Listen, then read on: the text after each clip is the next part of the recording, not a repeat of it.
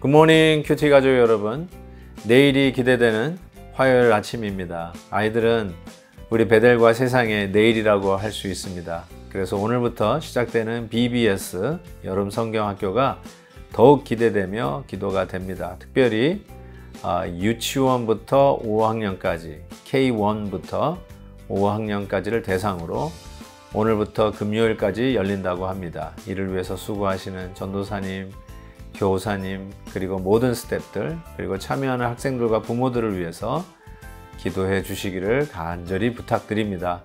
오늘 함께 부를 찬송은 531장 때 저물어서 날이 어두우니 입니다. 다 함께 1절을 찬송하겠습니다.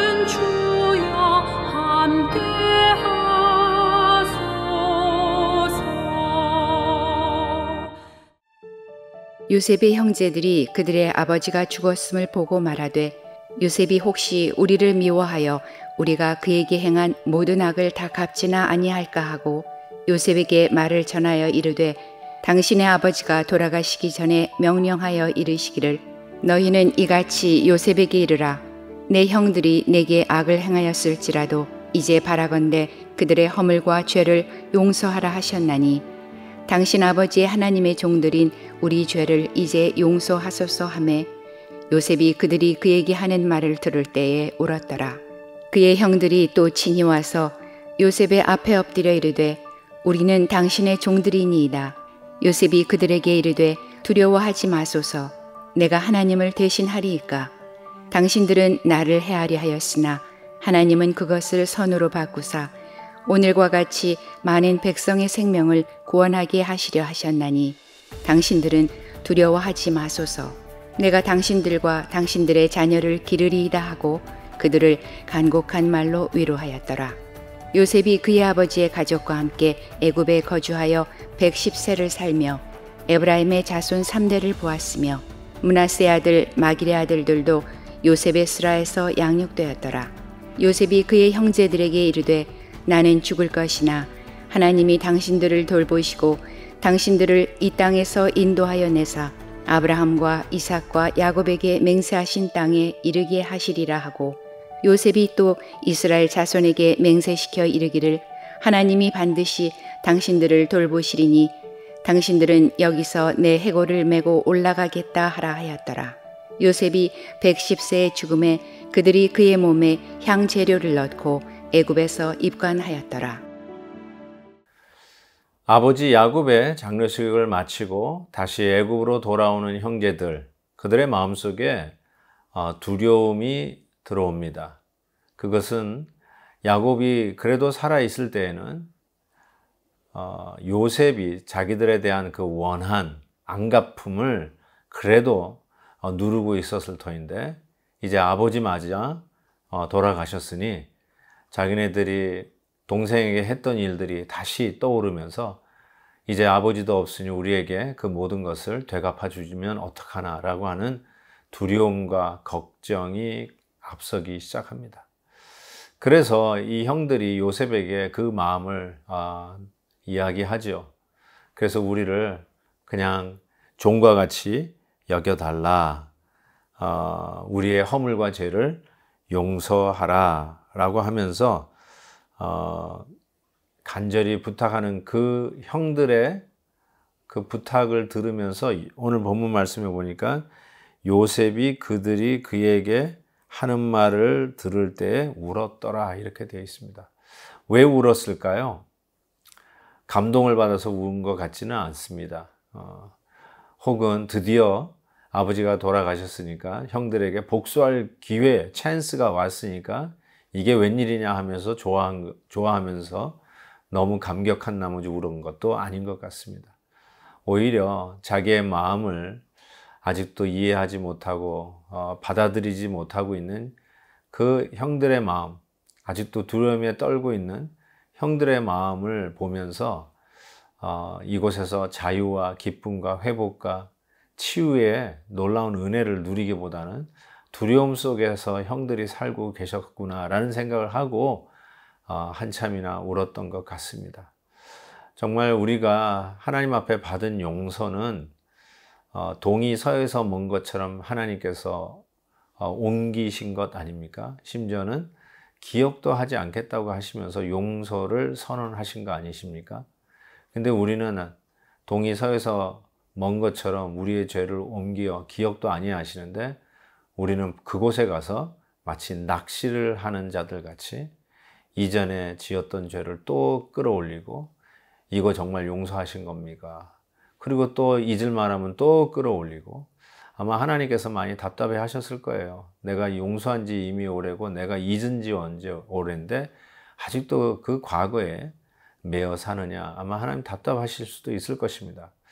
분명한 것은 하나님도 어쩌면 용서한 마음, 치유된 마음, 그 자유를 누리지 못하는 형들을 보면서 안타까워서 우는 요셉처럼 당신의 아들 예수 그리스도의 십자가를 통해서 이미 용서를 선포하셨음에도 불구하고 아직도 나의 죄가 용서받았을까 의심하거나 아니면 자기가 한 죄에 대한 죄책감 속에 눌려 지내는 자가 있다면 하나님의 마음이 이처럼 안타깝게 울면서 정말 이들이 이 용서를 받지 못하는구나 하면서 안타까워하지 않을까라는 생각이 듭니다. 이때 요셉이 형들에게 했던 말이 참 귀하고 이것이야말로 신앙의 뿌리를 둔 고백이라고 저는 생각합니다. 19절에 요셉이 이렇게 얘기합니다.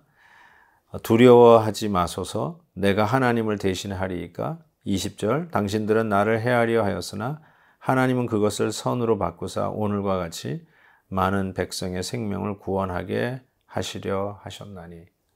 이것이 바로 요셉이 그렇게 몹쓸 일들을 당했고 그 일의 장본이 되는 형들이 눈앞에 있고 그들에게 얼마든지 되갚아 줄 수 있는 능력과 권세가 있었음에도 불구하고 그가 원수를 갚지 아니하고 용서를 하고 오히려 그 안에서 가정의 회복을 볼 수 있게 된 이유는 바로 요셉의 이 신앙 고백 안에 다 들어있다고 해도 틀리지 않습니다. 첫째는 내가 하나님을 대신하오리까.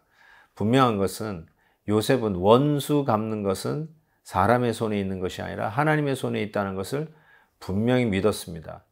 지지난 주일 설교 기억나시죠?